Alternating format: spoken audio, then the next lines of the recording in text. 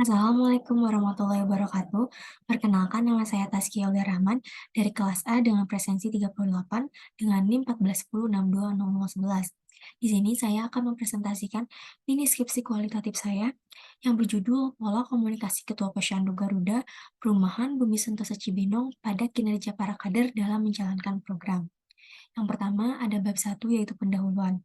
Jadi posyandu ini merupakan suatu tempat atau fasilitas kesehatan yang dimiliki oleh masyarakat untuk menjalankan program yang diharapkan dapat meningkatkan mutu SDM atau sumber daya manusia. Nah, posyandu ini sendiri dikatakan sebagai satuan nonformal yang mana berperan sebagai kelompok belajar dalam satuan yang terdiri dari masyarakat.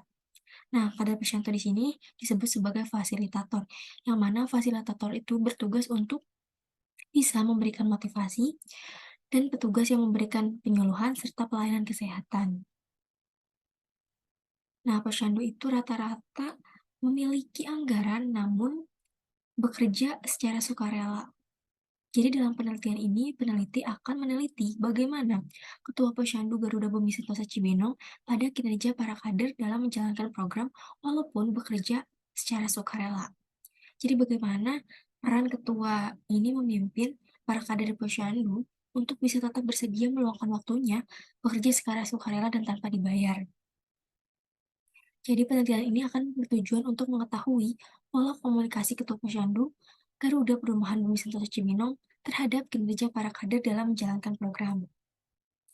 Lalu lanjut ada fokus penelitiannya, yaitu setelah melihat latar belakang dari permasalahan di atas, maka fokus penelitian ini adalah untuk mengetahui bagaimana pola komunikasi Ketua Posyandu Garuda Perumahan Bumi Sentosa Cibinong pada kinerja para kader dalam menjalankan program. Lalu tujuannya yaitu pada dasarnya sebuah penelitian ini memiliki tujuan yang ingin dicapai.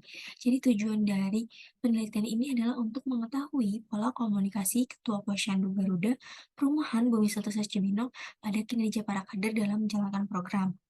Lalu manfaat penelitiannya secara akademis, manfaatnya yaitu untuk menambah dan mengembangkan kajian komunikasi, khususnya di bidang komunikasi. Sedangkan secara praktis, manfaat praktis penelitian ini adalah agar bisa bermanfaat bagi para praktisi di bidang komunikasi. Lalu sedangkan bab 2-nya ada kerangka teori. Lalu di sini ada penelitian sebelumnya, di sini saya sudah memasukkan 5 contoh penelitian sebelumnya.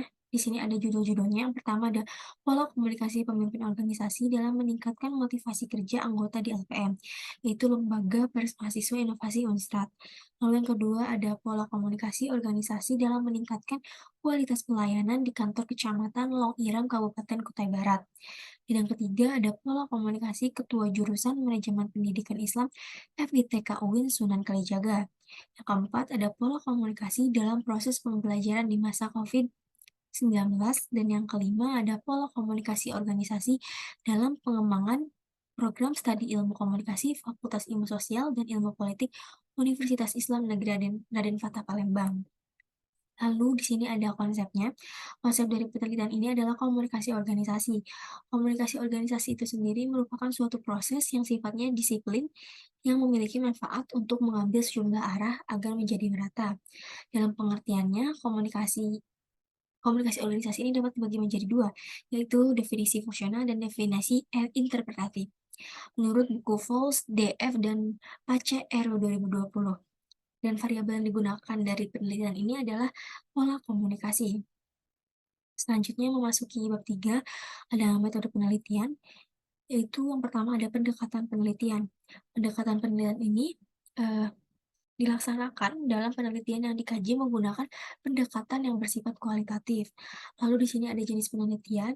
Jenis penelitian yang digunakan dalam penelitian ini adalah pendekatan kualitatif. Sedangkan teknik penarikan informasinya, teknik penarikan informasinya itu pada penelitian ini menggunakan teknik purposive sampling. Lalu ada keabsahan data. Peneliti menggunakan triangulasi dengan cara membandingkan jawaban dari wawancara yang telah dilakukan dengan informan kunci dan informan pendukung untuk mendapatkan data yang cocok dan sesuai serta valid. Lalu metode pengumpulan datanya menggunakan metode deskriptif melalui pendekatan kualitatif. Lalu masuk bab 4 ada hasil dan pembahasan. Hasil penelitiannya yaitu Pola komunikasi ke bawah merupakan pola komunikasi yang mana jika ketua melakukan kegiatan atau menyampaikan pesan kepada bawahan atau para kadernya, selalu secara struktur dan tidak insidental. Tujuannya yaitu untuk membantu mengurangi terjadinya rumor atau desus-desus yang beredar agar terciptanya suasana kerja yang menyenangkan, sehingga dapat menciptakan dan meningkatkan produktivitas dan keuntungan dari perusahaan. Dalam hal ini juga pola komunikasi yang digunakan oleh Ketua Posyandu Garuda Perumahan Bumi Nusa Cibinong adalah pola komunikasi ke bawah, yang mana mempengaruhi kinerja para kader. Seperti yang sudah dijelaskan di atas, apabila ketua menggunakan pola komunikasi ke bawah, maka bawahannya pun akan merasa lebih termotivasi dan bekerja dengan lebih baik dan efisien dalam mengerjakan tugasnya. Lalu masuk bab 5 ada penutup. Kesimpulannya, yaitu setelah dibahas dari kajian teori pada bab sebelumnya, yaitu di bab 2 dan bab 3, mengenai pola komunikasi Ketua Posyandu Garuda Perumahan Bumi Sentosa Cibinong, maka penulis dapat menyimpulkan bahwa pola komunikasi yang digunakan oleh Ketua Posyandu Garuda Perumahan Bumi Sentosa Cibinong ini, yaitu pola komunikasi ke bawah, yang mana pola komunikasi ke bawah merupakan informasi yang disampaikan dari ketua, yaitu dari atas kepada para kader, yaitu ke bawah dengan cara struktur. Dalam hal ini, para kader menjadi tidak ragu untuk mengeluarkan pendapat kepada pimpinan atau ketua, dan komunikasi yang dijalinnya pun menjadi lebih baik dan efisien di antara ketua dan para kader, sehingga para kader menjadi lebih semangat dan dan termotivasi dalam mengerjakan tugasnya di posyandu, serta meminimalisir kesalahan juga dalam pengerjaan tugas atau pembagian tugas.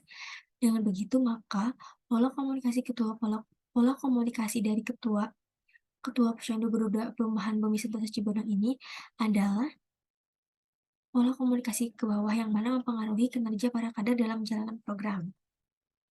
Lalu sarannya yaitu diharapkan penelitian ini tuh dapat eh, memberikan pengaruh yang signifikan terhadap kinerja para kader dalam menjalankan program di Posyandu. Dalam hal tersebut, latar belakang, karakter, sikap, dan sifat dari ketua kepada kader sangat mempengaruhi kinerja dan motivasi para kader dalam menjalankan tugasnya di Posyandu, sehingga komunikasi yang baik akan menciptakan kinerja yang baik, sehingga tercapainya tujuan bersama dari suatu organisasi tersebut. Dan yang kedua, diharapkan penelitian ini dapat dijadikan sebagai eh, suatu hal atau evaluasi untuk penelitian selanjutnya, yang mana di kemudian hari dapat dikembangkan. Terima kasih.